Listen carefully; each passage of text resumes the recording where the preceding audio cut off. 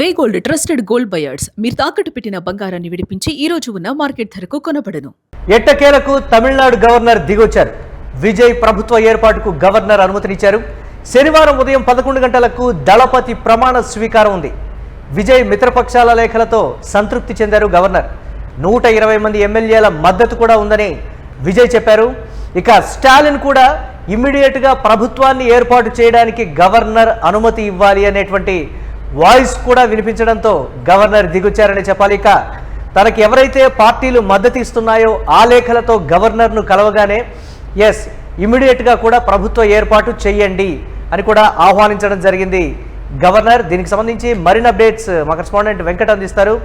వెంకట్, ఎట్టకేలకు గవర్నర్ దిగొచ్చారు. ప్రభుత్వ ఏర్పాటుకు అనుమతినివ్వడం అంటే ఒక కన్ఫ్యూజన్లో ఉన్నటువంటి విజయ్కి ఒక క్లారిటీ వచ్చినటువంటి పరిస్థితి. ఇక ప్రభుత్వం ఏర్పాటు చేస్తున్నాం, ముఖ్యమంత్రిగా తాను రేపు ప్రమాణ స్వీకారం చేస్తున్నాడు విజయ్. ఏంటి ఈ పరిణామాలను ఎలా చూడాలంటారు? ఇక్కడ విజయ్ కి క్లారిటీ వచ్చింది అనడం కంటే కూడా ద్రవిడ పార్టీలకు క్లారిటీ వచ్చింది, అలాగే గవర్నర్ కు క్లారిటీ వచ్చింది, అలాగే బీజేపీ క్లారిటీ వచ్చింది. ఎందుకనంటే ఖచ్చితంగా వాళ్ళు ప్రభుత్వ ఏర్పాటును అడ్డుకోవడానికి వాళ్ళు అనేక రకాలుగా ప్రయత్నాలు చేశారు. వాళ్ళ మీడియా, వాళ్ళకు అనుకూలంగా ఉండేటువంటి మీడియా చేయాల్సినటువంటి ప్రచారం మొత్తం చేసింది.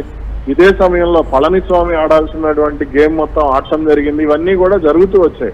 కాబట్టి అయినా సరే విజయ్ ఎక్కడ కూడా తన పట్టు కోల్పోకుండా, అంటే ఇప్పుడు వీళ్ళందరూ ఎక్స్పెక్ట్ చేసింది ఏంటంటే ఇప్పుడు 2 స్థానాల నుంచి కాబట్టి అతను పోటీ చేసింది. ఒకటి తిరుచి ఈస్ట్ నుంచి, అలాగే పెరంబూరు నుంచి పోటీ చేశాడు. కాబట్టి 118 కాస్త 117 అవుతుందని అందరూ కూడా ఎక్స్పెక్ట్ చేసినటువంటి పరిస్థితి. అదే విధంగా ఇతనికి 118 మంది ఎమ్మెల్యేల మద్దతే కష్టం అని చాలా మంది ఎక్స్పెక్ట్ చేస్తే, కానీ నాకు 120 మంది మద్దతు ఉంది అని చెప్పేసి 120 మంది లేఖలను కూడా అతను ఇవ్వడం జరిగింది గవర్నర్ కి. అది ఇక్కడ టర్నింగ్ పాయింట్ అని చెప్పుకోవచ్చు. అది అతను గత 3 రోజుల నుంచి సైలెంట్ గా చేసుకున్నటువంటి వర్క్ కి నిదర్శనం అది. అలాగే ఇక్కడ వామపక్షాలు ఏవైతే ఉన్నాయో వాళ్ళు ప్రభుత్వంలో చేరకుండా మేము కేవలం అంటే మిత్రపక్షాలుగానే కొనసాగుతాం, కానీ మాకు ఎటువంటి షరతులు వద్దు అని చెప్పేసి వాళ్ళు చెప్పటం. అలాగే తిరుచి ఈస్ట్ విజయ్ పోటీ చేసినటువంటి ట్రిచి ఈస్ట్ ఏదైతే ఉందో దానికి సంబంధించి వీసీకే వాళ్ళు పెట్టినటువంటి ఒక కండిషన్, వాళ్ళ పార్టీ అధినేత తిరుమలవన్ అక్కడి నుంచి పోటీ చేస్తారు, మీరు మద్దతు ఇవ్వాలని చెప్పటం. ఇవన్నీ కూడా కొంత ఉత్కంఠ రేపినటువంటి పరిస్థితి. అయినప్పటికీ కూడా ఎక్కడా కూడా విజయ్ కంగారు పడలేదు. అంటే మీడియా కంగారు పడింది, మనలాంటి వాళ్ళు అందరం కంగారు పడ్డాం, కానీ విజయ్ ఎక్కడా కూడా కంగారు పడలేదు. చాలా కూల్ గా అతను వ్యూహాత్మకంగా ఎక్కడా కూడా గవర్నర్ ని కలవలేదు అనేటువంటి పేరు లేకుండా గవర్నర్ ని 3 సార్లు కలవడం జరిగింది. 24 గంటల్లో 2 సార్లు కలిశాడు, 48 గంటలలో 3 సార్లు కలిశాడు. కాబట్టి ఇక్కడ ఎక్కడా కూడా అతను ఎవరికి ఛాన్స్ ఇవ్వకుండానే చాలా జాగ్రత్తగా రాజకీయం చేసినటువంటి పరిస్థితి. గతంలో కూడా గవర్నర్ వర్సెస్ గవర్నమెంట్ గా తమిళనాడులో చోటు చేసుకున్నటువంటి పరిణామాలను కూడా మనం చూసాం. ఇప్పుడు కూడా అలానే జరుగుతుంది అనేటువంటి ఒక అనుమానం. అలాగే స్టాలిన్ కూడా అంటే పార్టీలకు అతీతంగా అంటే తమిళులంతా ఒక్కటే, మిగతా వారు వేరు, తమిళులు వేరు. ఇక్కడ స్టాలిన్ చేసినటువంటి కామెంట్ ఇమీడియట్ గా కూడా ప్రభుత్వ ఏర్పాటుకు గవర్నర్ అనుమతి ఇవ్వాలి, పార్టీలు వేరైనా భావాలు వేరైనా మేమంతా ఒక్కటే అని స్టాలిన్ చెప్పకనే చెప్పారు అనేటువంటి ఒక చర్చ కూడా జరుగుతోంది కదా. అందుకోసం ఇమీడియట్ గా కూడా ఈ క్లియరెన్స్ ఒక క్లారిటీ వచ్చింది అనేటువంటి మాట అలా చూడొచ్చు అంటారా? ఈ రోజు ఒక ఆశ్చర్యకరమైన సంఘటన ఏం జరిగిందనంటే స్టాలిన్ ప్రభుత్వ ఏర్పాటుకు అంటే అతని ఆలోచనలు కానీ అతని పట్టుదల ఇవన్నీ కూడా పక్కన పెట్టి అతను అన్నాడీఎంకేతో కలిసి ఏదో ఒక రూపంలో ప్రభుత్వాన్ని ఏర్పాటు చేయాలి అనేటువంటి లక్ష్యంతోనే కొంత పనిచేశాడు అనేటువంటి కామెంట్స్ కూడా కొంత వినపడినటువంటి పరిస్థితి. అలాగే అన్నాడీఎంకే ఎమ్మెల్యేలను కూడా గవర్నర్ దగ్గరికి తీసుకెళ్లి ప్రభుత్వ ఏర్పాటుకు ఆహ్వానించాలని చెప్పే ప్రయత్నం కూడా పళనిస్వామి సైడ్ నుంచి జరిగింది. అయితే ఇక్కడ స్టాలిన్ కు ఇంటి పోరు ఎక్కువైంది. అంటే ఇంటి పోరు ఎక్కువ అవడం అని అంటే కనిమొళి ఎక్కడా కూడా రాజీ పడేటువంటి పరిస్థితి లేదు. అంటే అన్నాడీఎంకే విషయంలో గతంలో 2G కేసు విషయంలో తనను అన్నాడీఎంకే ఎక్కువగా ఇబ్బంది పెట్టింది అనేటువంటి కోపం కనిమొళికి ఎక్కువగా ఉంది. తాను జైలు పాలవటానికి, తాను కానీ రాజా కానీ జైలు పాలవడానికి అన్నాడీఎంకే కారణం అనేటువంటి కోపం ఆవిడలో ఎక్కువగా ఉంది. అందుకని ఆవిడ ఎక్కడా కూడా దీనికి సంబంధించి అంగీకరించలేదు. అలాగే ఆమెతో సన్నిహితంగా ఉండేటువంటి కొంతమంది సీనియర్ నేతలు కూడా ఎక్కడా కూడా దీనికి సంబంధించి అంగీకారం తెలపనటువంటి పరిస్థితి.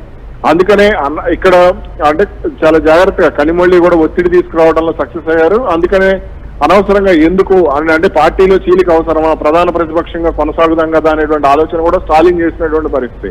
కాబట్టి ఇక్కడ ప్రభుత్వ ఏర్పాటుకు సంబంధించి విజయ్కి అడ్డంకులు లేకపోవడానికి పరోక్షంగా కనిమొళి కూడా కారణం అనేది అయితే మనం అర్థం చేసుకోవచ్చు. ఎస్, ఎన్నికల ఫలితాలు వెలువడిన నాటి నుంచి రేపు ప్రమాణ స్వీకారం జరగబోయే ప్రమాణ స్వీకారం జరగబోయేటువంటి పరిస్థితి వరకు కూడా ఈ మొత్తం పరిణామాలను ఎలా చూడాలంటారు మనం? ఖచ్చితంగా విజయ్ రాజకీయ చాణక్యత అంటే నేటి తరం రాజకీయాలను అతను అర్థం చేసుకున్నటువంటి విధానం, అతను పావులు కదుపుకున్నటువంటి విధానం, అతను రాజీ పడకుండా నిలబడినటువంటి విధానం, అలాగే ఇక్కడ కాంగ్రెస్ పార్టీ ఏదైతే కండిషన్ పెట్టిందో మతతత్వ పార్టీలతో కలవకూడదు అనేటువంటి కండిషన్ కాంగ్రెస్ పార్టీ పెట్టిందో అటువంటి కండిషన్లు అన్నిటికీ కూడా అతను చాలా జాగ్రత్తగా ముందుకు వెళ్ళడం, ఇవన్నీ కూడా జరిగాయి. అతను అనుకున్నటువంటి లక్ష్యం ముఖ్యమంత్రి 2009 నుంచి అతను అదే లక్ష్యంతో పనిచేశాడు.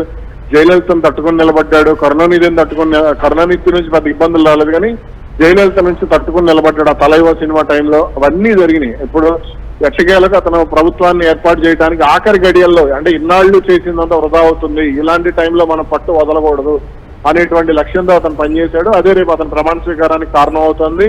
అలాగే ఇక్కడ కేంద్ర ప్రభుత్వం కూడా అనవసరంగా అక్కడ కన్ఫ్యూజన్ కనిపించలేదంటారు మీరు?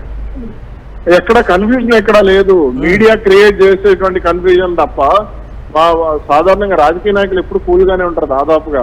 కాకపోతే ఏంటంటే కొంత అక్కడ తమిళ మీడియా ఇచ్చినటువంటి లీకుల వల్ల ఇప్పుడు మన తెలుగు మీడియా కానీ జాతీయ మీడియా కానీ వీళ్ళందరూ కూడా కొంత కంగారు పడినటువంటి పరిస్థితే తప్ప ఇక్కడ అక్కడంతా సవ్యంగానే జరుగుతోంది అనేది అయితే కొంత క్లారిటీ ఉంది చాలా మందికి. ఎస్, ఇక ఎట్టకేలకు తమిళనాడు గవర్నర్ దిగొచ్చారు. విజయ్ ప్రభుత్వ ఏర్పాటుకు గవర్నర్ అనుమతినిచ్చారు. శనివారం ఉదయం 11 గంటలకు దళపతి ప్రమాణ స్వీకారం కార్యక్రమం ఉంది. ముఖ్యమంత్రి నేను అనేటువంటి మాటతోటి విజయ్ తన ప్రమాణ స్వీకారాన్ని స్టార్ట్ చేయబోతున్నాడు. విజయ్ మిత్రపక్షాల లేఖలతో గవర్నర్ సంతృప్తి చెందారు. ఎట్టకేలకు ముఖ్యమంత్రిగా విజయ్ ప్రమాణ స్వీకారం చేస్తూ ఉండటం ముఖ్యంగా టీవీకే కార్యకర్తలు నేతలు ఏదైతే ఓటు వేసి గెలిపించినటువంటి ఓటర్లందరూ కూడా ఎస్ దళపతి రేపు ముఖ్యమంత్రిగా ప్రమాణ స్వీకారం చేస్తున్నాడు, విజయ్ నేను అనేటువంటి మాటతోటి స్టార్ట్ చేసి ముఖ్యమంత్రిగా ప్రమాణ స్వీకారం చేసిన తర్వాత విజయ్ ఏ విధంగా అంటే గతంలో వచ్చినటువంటి అంశం విజయ్ ముఖ్యమంత్రి అవుతాడు అన్నప్పుడు ఏ ఫైల్ మీద సంతకం పెడతాడు, ఎలాంటి నిర్ణయం తీసుకుంటాడు, రాజకీయ అడుగులు ఏ విధంగా పడతాయనేటువంటి ఆలోచనల నుంచి అసలు ప్రభుత్వాన్ని ఫామ్ చేయగలడా అనేటువంటి ఒక కన్ఫ్యూజన్ నుంచి విజయ్ ఒకే మాట మీద ఉండి తట్టుకొని నిలబడ్డటువంటి తీరుకు సంబంధించి కూడా జోరుగా చర్చలు జరుగుతుంది. ఎట్టకేలకు గవర్నర్ అనుమతితోటి రేపు ప్రమాణ స్వీకారం చేయబోతున్నాడు దళపతి విజయ్.